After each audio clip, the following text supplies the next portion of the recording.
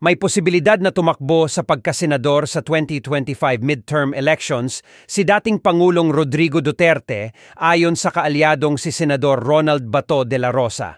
Isa yan sa posibilidad na pwedeng mangyari kasi narinig ko na yan sa meeting namin. Lahat ng halos majority ng aming kasamahan sa partido ay gustong tumakbo si Pangulong Duterte and everyone is excited na tumakbo siya, pahayag ni De La Rosa. Subalit nilinaw ni De La Rosa na maaring tumakbo si Duterte hindi para magkaroon ng proteksyon mula sa posibleng kahihinatnan ng investigasyon ng International Criminal Court ICC sa anti-drug campaign ng nagdaang administrasyon. Hindi naman siguro, hindi naman for protection purposes dahil hindi naman niya kailangan ng protection pa, no. Because I'm sure this government, the present government is reasonable enough. The former president should be protected, ani De La Rosa. Dating hepe ng Philippine National Police, PNP, at nanguna sa anti-drug war ng Duterte administration. Hindi naman niya kailangan ng additional protection pero sa kanya lang is siguro just to make sure that he can still contribute towards nation building ng ating bansa. Nabalitaan na natin na kaya pala nagbagong ihip ng hangin pagdating sa ICC at ngayon ay parang makikipagtulungan na si PBBM ay dahil dun sa marites na nakuha niya sa mga military na nakipag-usap daw si FPIRD tungkol sa DSTAB sa kanila. Siyempre, ang paniwala ko ay marites lang po yan. Dahil bakit naman gugustuhin ni FPIRD yun? Kapag natanggal si PBBM sa hindi constitutional ng pamamaraan, mawawalan din ng mandato si DV Sara. Hindi naman gagawin ng kamayan sa kanyang anak, no? Na mawawala yung kanyang democraticong mandato sa kanyang anak para mamuno bilang vice-presidente. Nakita naman natin na sa script na nangyari sa SMNI, nagpasa ng resolusyon ng Kamara, umakto ang NTC.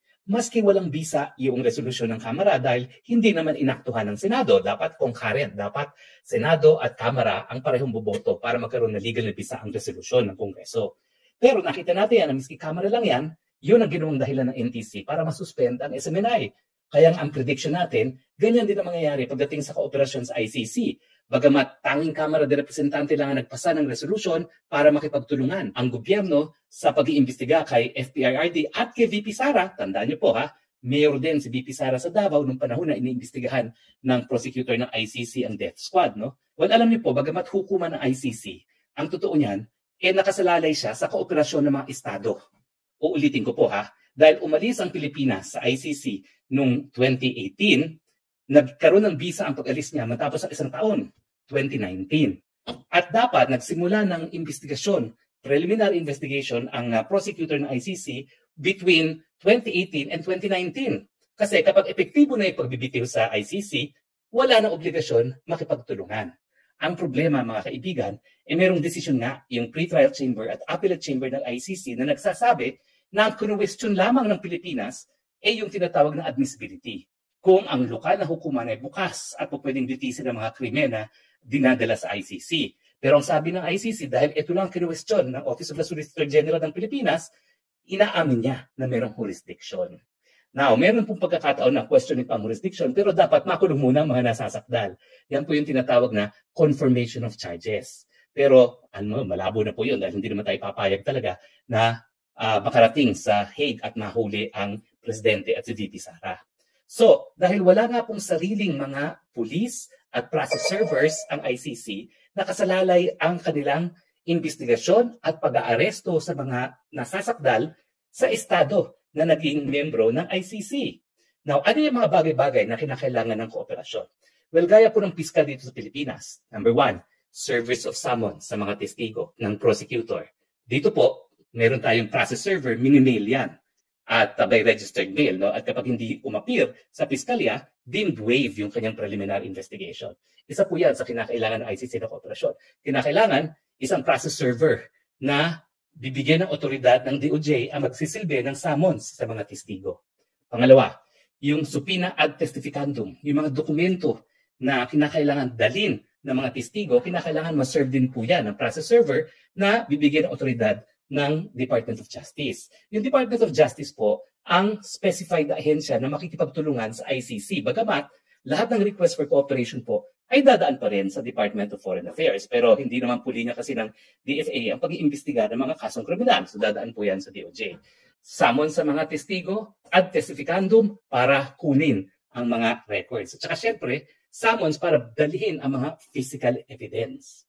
So, kinakailangan din po yan na yung physical evidence ang kukuha ay yung lokal na otoridad, PNP or NBI, at padadala doon sa lab o di naman kaya sa ICC. Pinaka-importante dyan, kapag nagkaroon na ng warrant of arrest, kinakailangan maaresto yung mga nasasakdal. At sinong aaresto dyan? Pulis Pilipinas. Pwede pong Pulis Pilipinas, pwedeng Hukbong Sandatahan, o pwedeng National Bureau of Investigation. Bakit? Kasi nga, ang sabi ko nasa loob na ng Pilipinas ang mga investigador. Nag-i-interview na sila ng mga witnesses. Yung mga abogado na nagre-represent sa mga di umani mga biktima, meron doon mga affidavit at sinabit na at sinabihan na sila kung paano dapat i-presenta ang kanilang mga affidavits para nga masustain yung finding na merong probable cause doon sa stage ng preliminary investigation na hindi naman po nagkakaiba sa Office ng Fiscal dito sa Pilipinas. Pero ano po pagkakaiba ng PI sa Pilipinas at preliminary investigation sa ICC? Well, unang-una po, hindi siya statutory right. Dito sa Pilipinas, karapatan ng nasasakdal na dumaan sa proseso ng preliminary investigation para yung mga walang ebidensya, hindi na maaaksaya ang pera at panahon sa pagharap o pagbibigay ng depensa sa hukuman kung hindi naman magwawagi ang ating mga piskal sa hukuman. Ngayon nga pinataas pa. Likely success of conviction, hindi lang probable cause. Mas mataas pang hinahanap ng mga piskal ngayon kasi kung probable cause, pwede pang matapon yan for reasonable doubt or for lack of evidence. Now, hindi talaga magagawa ng ICC ang pag-aresto kasi walang pulis ang ICC. So dyan po talaga pinaka-importante ang kooperasyon. Yung investigasyon kasi po pwedeng tuloy-tuloy na. Unang-una, hindi naman kinakailangan isamon pa ng ICC yung mga testigo. Nagboluntaryo na nga sila. Nagpunta na sila sa Hague. At pabalik-balik na ilan sa kanilang mga abogado kasasubmit ng mga affidavits. Kasi affidavits lang naman po yan. The basis of affidavits, magdedesisyon na kung mayroong probable cause. No? Ang talagang importante sa kooperasyon, yung paghuli. At dyan nga po talaga magkakagulo. Hindi naman po ako nagsabing una niya. No? Sinabi na yan ni Senator Amy Marcos. So talagang magkakagulo kung talagang magko-cooperate ang Pilipinas ICC. Dahil ibig sabihin yan, abay Pulis Pilipino pa, NBI, or Hukbong Sandatahan pa ang mag-aaresto sa mag-amang FPRRD at VP Sara. Dahil nga, kung wala naman silang pulis, hindi sila maaresto. Ang mga Amerikano naman, hindi po pwede mag-aresto. Bakit? Hindi nga sila miyembro ng ICC. Nagkaroon pa sila ng batas na kapag ang isang Amerikano ay linitis ng ICC, merong otoridad ang Amerika na lusubin ang Hague. Magpapadala ng Hukbong Sandatahan ng Amerika kapag isang Amerikano kinulong at linitis ng ICC. Pero tayo nakakalungkot. Dahil nagbago nga ang tono ng ating presidente mismo, pagamat inamin niya nung una na talagang labag sa soberenya kapag pinayagan natin na ang ICC magkaroon ng jurisdiction, aba ngayon ang tono po ay pag-aaralan. Yan nga po ay dahil nga doon sa sinabi ko na parang naniwala si PBBM sa Marites na sana naman ay ma-realize niya ay walang katotohanan.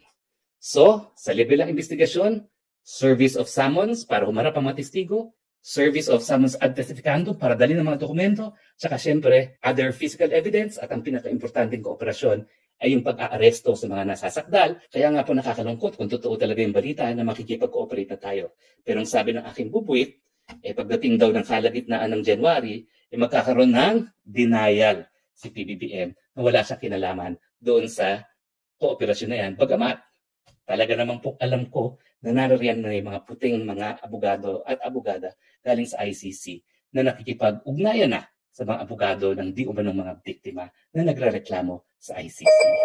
Uulitin ko, sana nga po marites lamang yung sabi ng ating bibuit na mukhang makikipagtulungan na si PBBM.